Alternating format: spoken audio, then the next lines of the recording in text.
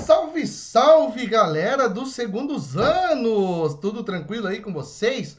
Vamos falar hoje sobre o imperialismo? Vamos lá. Só que hoje, para falar sobre imperialismo, a primeira coisa que eu quero aqui, de certa maneira vou fazer uma espécie de justificativa, é colocar aí as características que acabam justificando o imperialismo. É aquilo que inicialmente acaba justificando a necessidade de existir o imperialismo aí do século XIX, tá?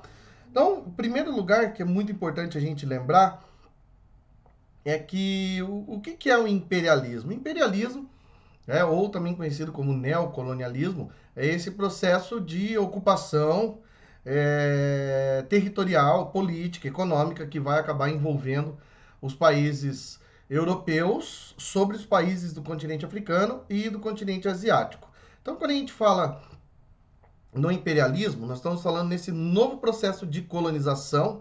E olha, é um negócio que lembra muito aquilo que aconteceu durante um bom tempo na história do Brasil, principalmente aí no comecinho do período colonial. A gente lembra, claro, dessa situação aí com a colonização do Brasil feita pelos portugueses a partir do século XVI. E para acontecer agora o imperialismo, as nações europeias precisam justificar a sua presença. Como é que eles vão fazer então para justificar a presença deles? Vocês estão vendo na imagem aí, o que seria então um senhor vestindo aí uma roupa muito parecida, com algo relacionado aos Estados Unidos. Esse seria o famoso tio Sam. E aí, lá na frente, tem outra pessoa, tem um outro camarada aqui vestindo as cores da Inglaterra. Aí vocês veem que eles carregam, a população aqui, os Estados Unidos carregam uma população africana, ou negroide, e aqui, no caso da Inglaterra, carregando outros vários povos, outras etnias. Eles pisam sobre algumas palavras aí, como opressão, barbaridade, ignorância, espoliação, brutalidade, e o objetivo deles é chegar lá no alto, onde estaria então aí a tal da civilização. Que é isso? Essa aí é a teoria do fardo civilizador do homem branco. Então, o que a gente percebe dentro desse contexto? Nós vemos que o século XIX é um século impregnado pelo nacionalismo. O que é esse nacionalismo, segundo ano? Não chega a ser necessariamente uma ideologia.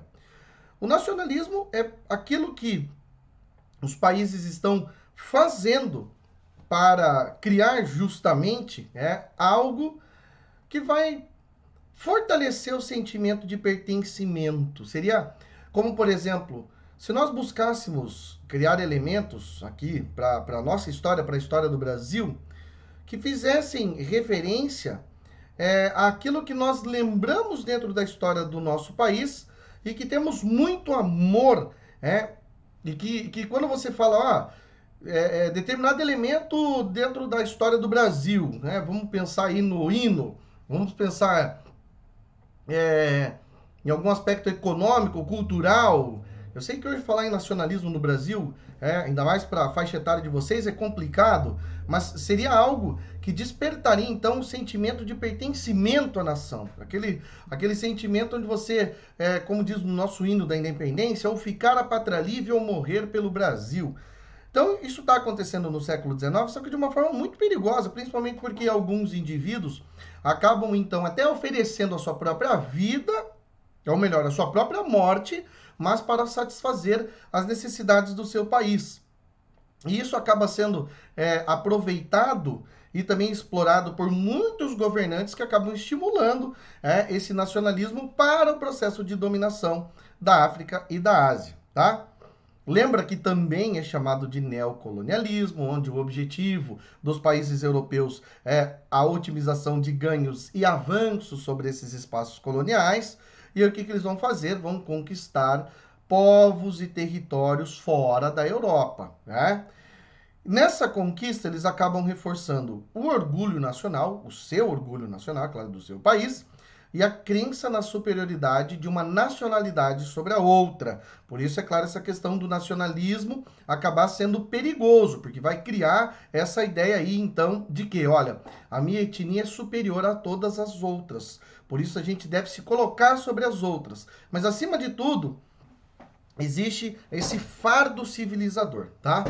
E aí que envolve o quê? Ciência, capitalismo e o imperialismo. Então, nós vemos alguns avanços científicos, né, aí notáveis no século XIX, como por exemplo o motor de combustão, que vai de certa maneira agregar valor a mais em relação à Revolução Industrial, né? Já tem o motor a vapor, então agora tem o motor a combustão. O aço, o uso do aço é imprescindível, extremamente importante em lugar do ferro. A produção de bens de consumo duráveis, as inovações em relação às telecomunicações, o setor de transportes simplesmente acabou aproveitando em muito essa revolução industrial, a indústria química e vários outros fatores. Agora imagina tudo isso acontecendo, tudo ao mesmo tempo, dentro da Europa. E é claro, a Europa vai acabar criando esse quadro de tá cheio, né? Já tá saturado. Ah, eles vão ter que acabar expandindo. Tá, mas vai expandir como? Vai expandir da seguinte maneira. Para justificar a sua presença dentro do continente asiático e do continente europeu, eles vão precisar então trabalhar aí com a seguinte ideia. Ó, então, se biologicamente falando, né, existe aquela crença do evolucionismo, teoria criada pelo biólogo Charles Darwin, é claro que isso vai acabar dando a entender que existe a ideia de superioridade. Se existe a ideia de superioridade, então, já que uma etnia conseguiu desenvolver essas características majoritárias, então é muito importante que isso seja explorado. Aí, adivinha só, a antropologia aí no século XIX vai acabar exercendo um papel é, importante, só que de forma negativa. Esse papel da antropologia é importante no sentido de que a antropologia vai acabar servindo para justificar as ações imperialistas. Então, o que a antropologia vai defender? Olha, já que esses povos são inferiores, o que vai acabar acontecendo? É importante que quem tem cultura, quem é superior, ajude, contribua com o processo de levar o desenvolvimento para esses povos atrasados. Então, nada mais justo do que ajudar esse pessoal, levando para eles o seu desenvolvimento. E isso vai acabar fazendo com que as nações europeias, muitas e muitas delas, que a gente vai falar na próxima aula, acabassem então indo para o continente africano e indo também para o continente asiático. Por quê? Então os europeus são mais desenvolvidos, então eles são superiores. Nossa, beleza, maravilha. Então isso justifica a necessidade deles levarem esse conhecimento científico para as populações mais enfraquecidas, mais pobres. Na verdade, é uma justificativa pífia para aquilo que, na verdade, era o objetivo dos países europeus. E aqui que a gente percebe, tem uma modificação grandiosa na estrutura econômica também, a partir, é claro, dessa segunda revolução industrial. Isso precisa ser pontuado, isso aí você tem que entender, tá? O que nós vemos? Uma nova concentração de capitais, e nós vemos o surgimento também de conglomerados industriais. Qual é o objetivo desses conglomerados industriais? Principalmente limitar a concorrência, manter os elevados lucros e controlar os mercados. Como é que ia fazer isso? Tudo isso acontecendo dentro da Europa e, é claro, expandindo-se para fora da Europa. Como? Da seguinte maneira: através de 3 tipos de organizações empresariais diferentes. O trust. O que é o trust? Associação de empresas de um mesmo ramo fundidas em uma só. É quando empresas de uma mesma atividade, de um mesmo ramo, acabam se fundindo. Vou dar um exemplo para vocês. Aqui no Brasil, tivemos recentemente a fusão de uma empresa chamada Ambev.